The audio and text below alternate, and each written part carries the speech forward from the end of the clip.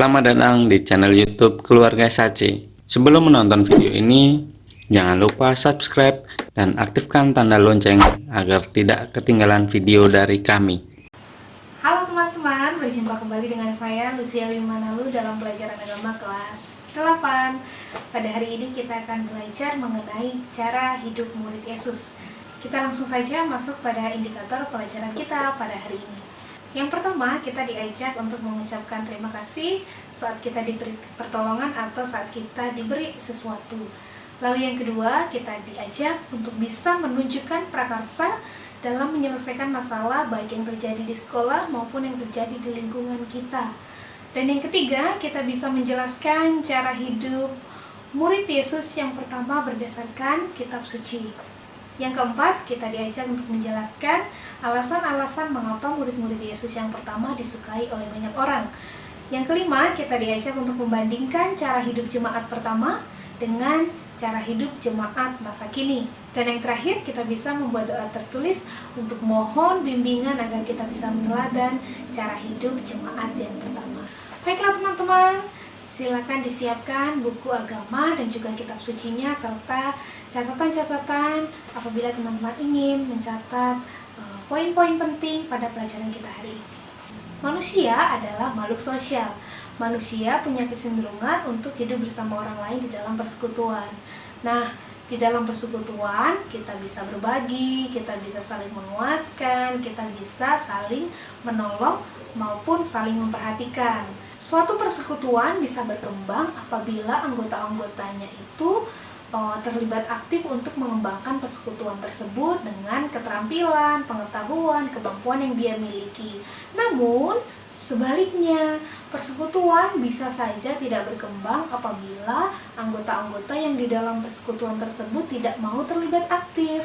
Misalnya, karena sikap egoisme, karena sikap serakah, karena kurang memiliki rasa tanggung jawab, tidak punya rasa memiliki terhadap persekutuan itu sendiri. Nah, apabila ini terjadi, maka ini akan sulit untuk mengembangkan suatu persekutuan. Nah, teman-teman, hari ini kita belajar dari cara hidup murid-murid Yesus yang pertama. Nah, kita tahu pada pertemuan sebelumnya kita sudah belajar mengenai 12 murid, 12 rasul yang pertama. Yesus memanggil Simon Petrus, Andreas, Yakobus, Yohanes, dan sebagainya hingga sampailah Yudas Iskariot. Yesus juga memanggil ke-70 murid, mengutus mereka untuk mewartakan kerajaan Allah ke seluruh dunia. Nah, teman-teman, murid-murid Yesus tersebut hidup dalam persekutuan yang berkembang satu dengan yang lain. Mereka dikenal sebagai mereka bahkan dikagumi oleh banyak orang, disukai oleh banyak orang karena cara hidup mereka. Nah, kita akan menggali apa saja sih cara hidup jemaat perdana. Mari kita simak bacaan dari Kisah Para Rasul bab 2 ayat 41 sampai 47. Orang-orang yang menerima perkataannya itu memberi diri dibaptis, dan pada hari itu jumlah mereka bertambah kira-kira 3.000 jiwa. Mereka bertekun dalam pengajaran para rasul dan dalam persekutuan. Dan mereka selalu berkumpul untuk memecahkan roti dan berdoa. Maka ketakutanlah mereka semua, sedang rasul-rasul itu mengadakan banyak mukjizat dan tanda. Dan semua orang yang telah menjadi percaya tetap bersatu, dan segala kepunyaan mereka adalah kepunyaan bersama. Dan selalu ada dari mereka yang menjual harta miliknya, lalu membagi-bagikannya kepada semua orang sesuai dengan keperluan masing-masing. Dengan bertekun dan dengan sehati mereka berkumpul tiap-tiap hari dalam bait Allah. Mereka memecahkan roti di rumah masing-masing secara bergilir, dan makan bersama-sama dengan gembira dan dengan tulus hati sambil memuji Allah. Dan mereka disukai semua orang, dan tiap-tiap hari Tuhan menambah jumlah mereka dengan orang yang diselamatkan. Demikianlah sabda Tuhan. Syukur kepada Allah. Nah, teman-teman, kita sudah mendengarkan bacaan dari Kisah Para Rasul 2 ayat 41 sampai 47. Dari sana kita bisa melihat cara hidup jemaat perdana. Kalau kita lihat ada beberapa poin yang bisa kita petik dari Kisah Para Rasul 2. Yang pertama, kita tahu bahwa Roh Kuduslah yang mempersatukan anggota-anggota di dalam persekutuan murid-murid Yesus yang pertama.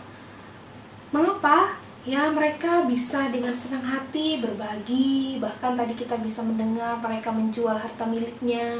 Kepunyaanku menjadi kepunyaanmu, kepunyaanmu menjadi kepunyaanku. Jadi apa yang dimiliki oleh anggota jemaat itu menjadi milik bersama. Mereka saling tolong menolong, saling berbagi, melakukan hal bersama-sama.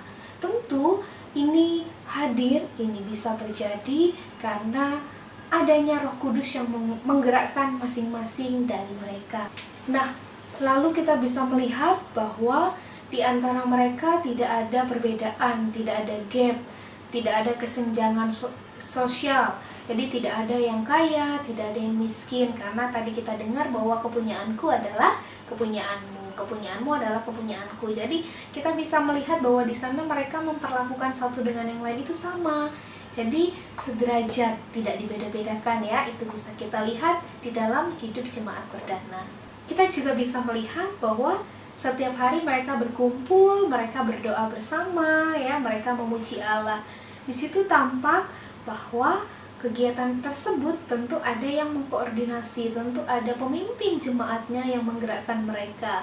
Nah, pemimpin jemaat ini hadir sebagai pendorong, hadir sebagai orang yang mengajak anggota-anggota lain untuk lebih terlibat, lebih aktif dan menghidupi persekutuan mereka dengan lebih baik.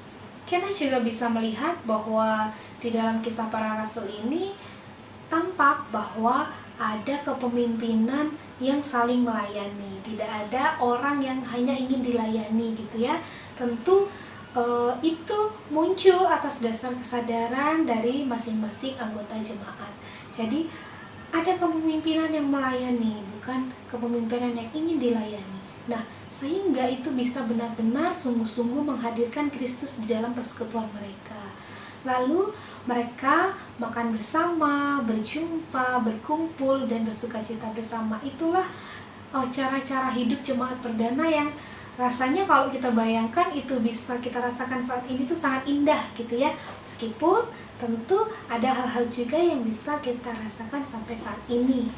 Lalu para jemaat ini setiap hari memuji Allah bersama-sama, makan, memecahkan roti bersama-sama secara bergilir. Mereka memuji Allah dengan tulus dan penuh sukacita. Sungguh indah cara hidup jemaat perdana. Nah, teman-teman, gaya-gaya atau cara-cara hidup jemaat perdana ini apakah mungkin masih ada pada jemaat masa kini atau kita sebagai umat Kristiani?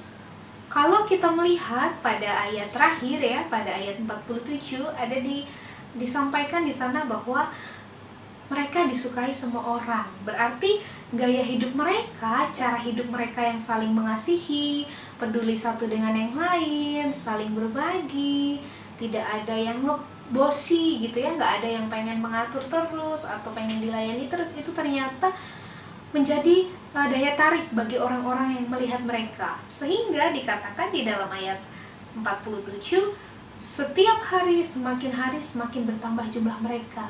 Artinya semakin banyak orang yang tertarik ketika melihat cara hidup jemaat perdana tersebut. Nah, teman-teman, bagaimana dengan kita sebagai anggota jemaat masa kini? Cara hidup jemaat perdana hendaknya menjadi cerminan bagi kita semua untuk mencontoh meneladan hidup jemaat perdana.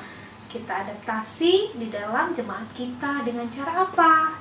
Kita sebagai remaja dengan cara satu, terlibat aktif di dalam misdinar atau putra-putri altar atau papisa.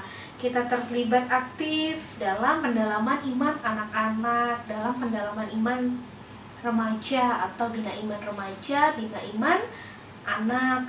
Lalu yang ketiga, kita bisa terlibat aktif menjadi anggota lektor, lektris, atau menjadi anggota pemazmur.